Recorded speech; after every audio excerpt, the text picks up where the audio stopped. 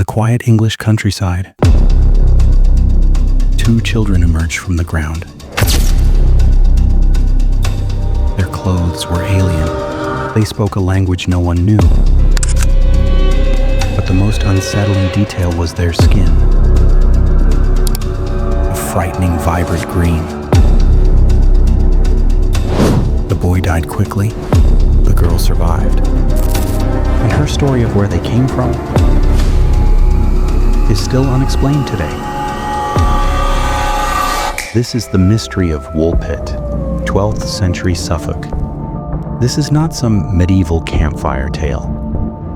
This incident was documented by two highly respected English historians, William of Newburgh and Ralph of Coggeshall, who lived near the village at the time. They recorded the event as absolute fact, despite its impossible nature.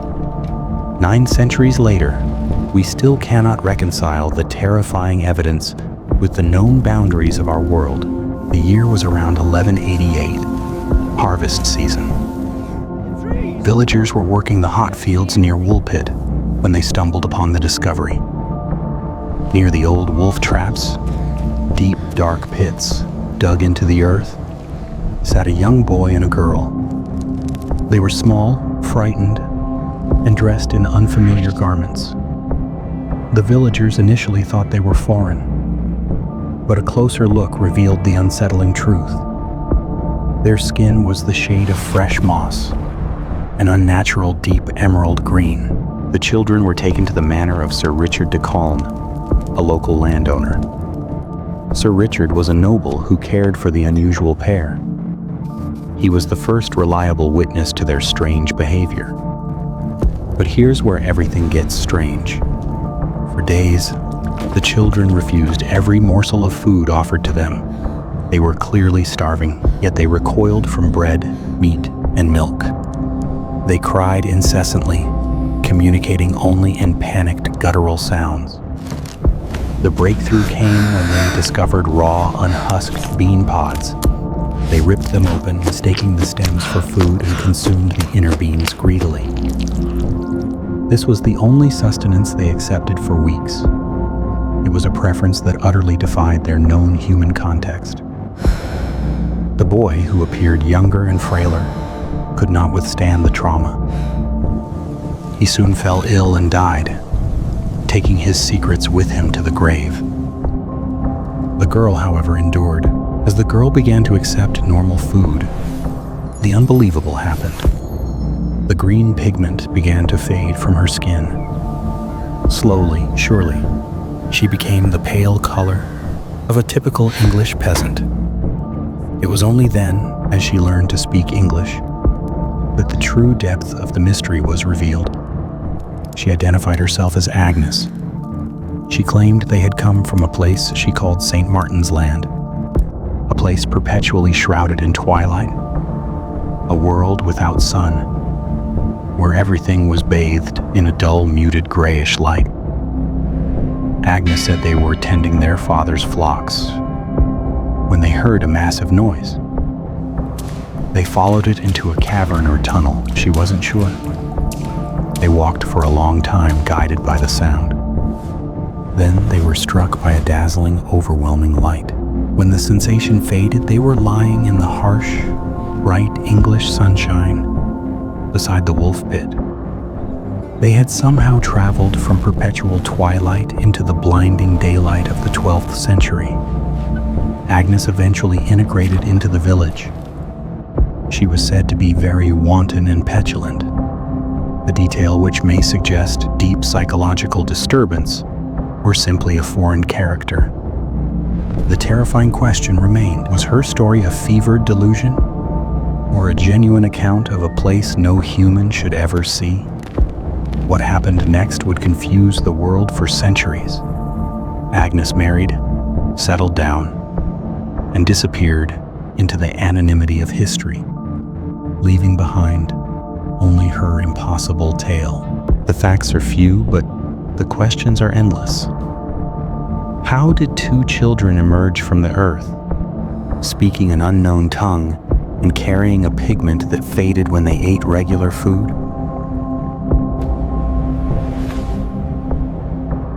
Agnes was telling the literal truth. They came from a hidden subterranean civilization accessed via deep cave systems beneath the fields of Woolpit. The dim perpetual light she described was the glow of their artificial environment. The green skin was a biological adaptation to the minerals, diet, or atmosphere of this closed world. This is the most fantastic explanation, but it directly addresses the skin color and the incredible narrative.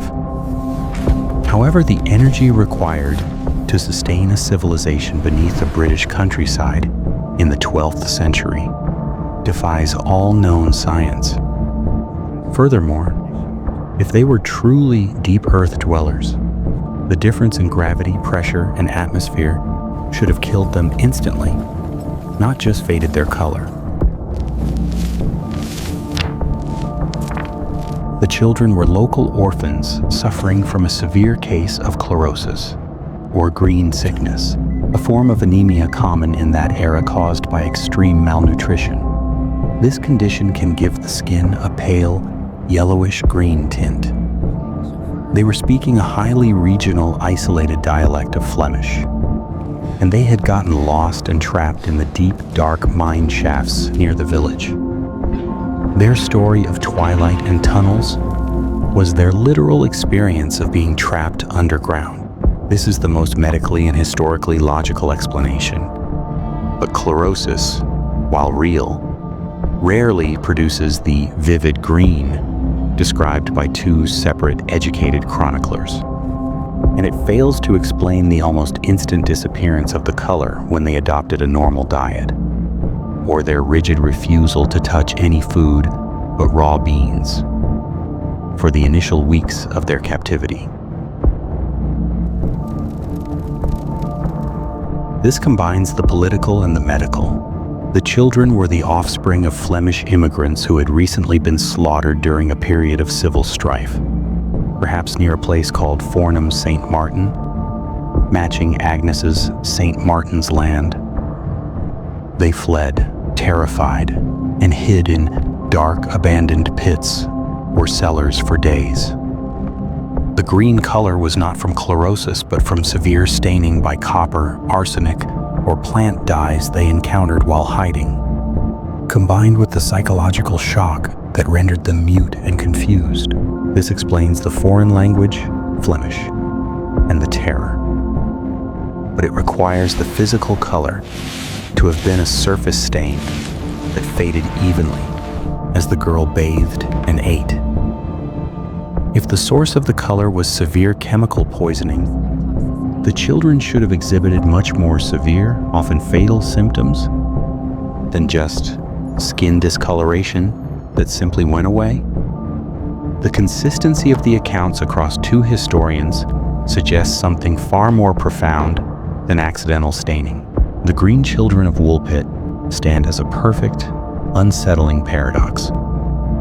They are either the physical manifestation of a hidden world, a tear in reality that dumped two innocent souls into a blinding new dimension, or they are the tragic, documented victims of a forgotten historical atrocity. Their suffering so extreme it literally changed their appearance and warped their perception of reality. The green is gone. The language is lost. But the two documents remain, stating the impossible happened. What did Agnes see in that tunnel? And did she ever truly stop missing the dark, quiet world of St. Martin's Land?